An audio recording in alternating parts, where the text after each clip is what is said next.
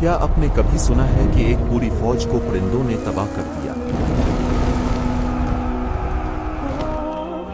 Yemen के दारुल हुकूमत सना में अब्रहा ने एक बहुत बड़ा और पुरतायुश गिरजाघर अल-क़लस तामीर करवाया। इसकी दीवारें सोने और चांदी से जड़ी थीं। उसका मकसद ये था कि लोग मक्का जाने के बजाय यमन आए। लेकिन जब इसने देखा कि लोग अब भी कबा ही जाते हैं तो उसके दिल में हसद की आग भड़क उठी। कहानी में मोड़ तब आता है जब एक अरब ने इस आलीशान महल में जाकर उसकी तौहीन कर दी।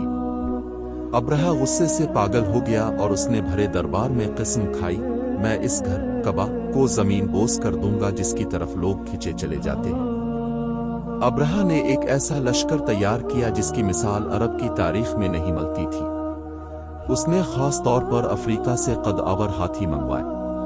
महमूद नामी हाथी इस लश्कर की शान था जो कद में पहाड़ जैसा मालूम होता था।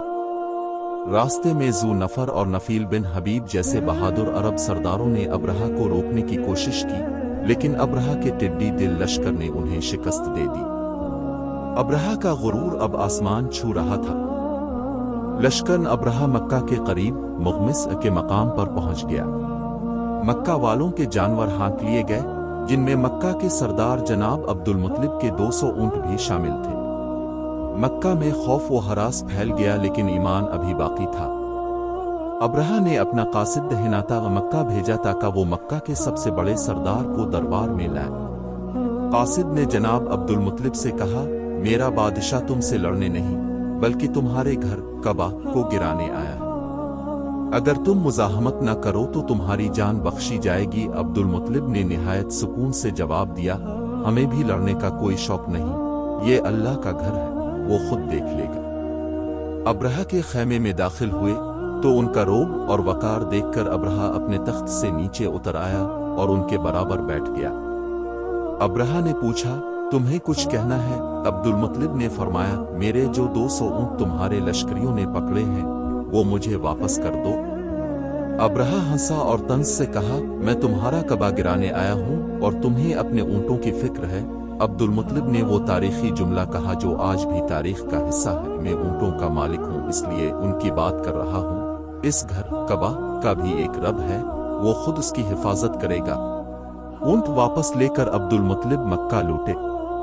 उन्होंने मक्का वालों को हुक्म दिया कि शहर खाली करके पहाड़ों की चोटियों पर पनाह ले लें, क्योंकि अब्रहा का लश्कर इंसानों के बस से बाहर है। लोग रोते हुए अपने बच्चों को लिए पहाड़ों की तरफ निकल गए।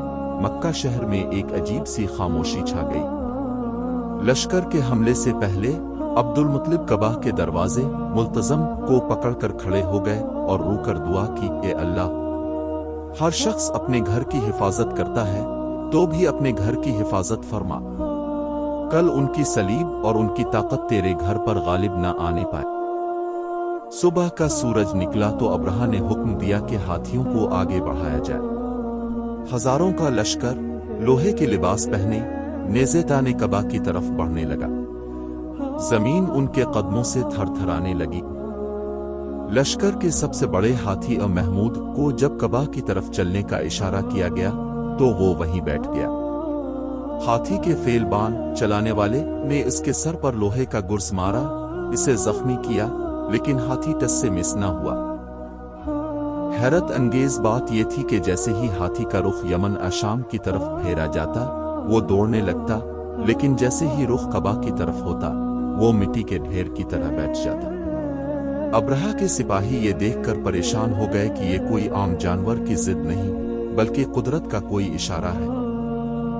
अभी अब्रहा हाथी को उठाने की कोशिश कर रहा था कि समंदर की जानिब से आसमान पर एक काली लहर आती दिखाई दी। पहले लश्करियों ने समझा कि शायद कोई तूफान या बादल है जो उन्हें धूप से बचाएगा, लेकिन वो बादल नहीं बल्कि लाखों परिंदों अबाबीलों का गौल था। इन छोटे छोटे परिंदों ने पूरे लश्कर को ऊपर से घेर लिया। हर परिंदे के पास 3-3 कंकरियां थीं, एक चोंच में और 2 पंजों में। ये कंकरियां सजुल आग में पकी हुई मिट्टी की थीं। अल्लाह के हुक्म से परिंदों ने वो कंकरियां गिराना शुरू की। बज़ाहिर वो छोटे छोटे पत्थर थे, लेकिन उनकी ताकत किसी बड़ी गोली से ज्यादा थी।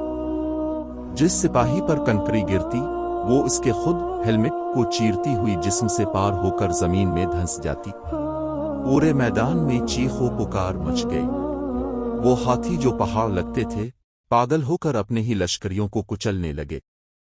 ابرہہ نے بھاگنے کی کوشش کی لیکن وہ قدرت کی گرفت سے نہ بچ سکا۔ قرآن کے الفاظ میں اللہ نے انہیں اکھائے ہوئے بھوسے اسف معقول کی طرح کر دیا، یعنی جیسے جانور چارہ کھا کر نکال دیتا ہے ویسے ہی ان کے جسم ٹکڑے ٹکڑے ہو کر بکھر گئے۔ ابرہہ فوراً نہیں مرا، اسے اللہ نے عبرت کا نشان بنایا۔ اس کا جسم گلنے لگا اور گوشت کے لوتھڑے گرنے لگے۔ وہ اسی حالت میں تڑپتے ہوئے یمن پہنچا اور وہاں اس کا سینہ پھٹ گیا اور وہ ہلاک ہوا۔ جب غبار چھٹا تو پہاڑوں پر موجود مکہ والوں نے دیکھا کہ نیچے لاشوں کا ڈھیر ہے اور کعبہ اللہ کی شان کے ساتھ ویسے ہی کھڑا ہے۔ اللہ نے بغیر کسی انسانی فوج کے اپنے گھر کی حفاظت کر لی تھی۔ عربوں کی تاریخ میں یہ سال اتنا اہم تھا کہ انہوں نے اسے عام الفیل کا نام دے دیا اور اپنی تاریخ کا حساب اسی سال سے رکھنے لگے۔ اس واقعے کے بعد پورے عرب میں قریش اور کعبہ کی عزت بہت بڑھ گئی۔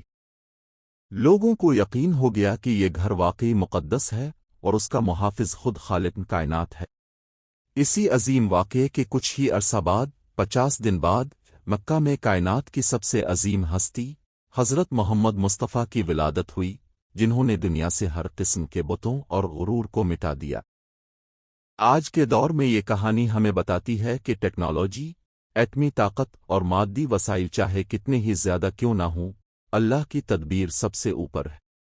حق کو کبھی مٹایا نہیں جا سکتا۔ ویڈیو اچھی لگے تو لائک، سبسکرائب، شیئر اور کمنٹ میں اپنی رائے ضرور دیں۔ شکریہ۔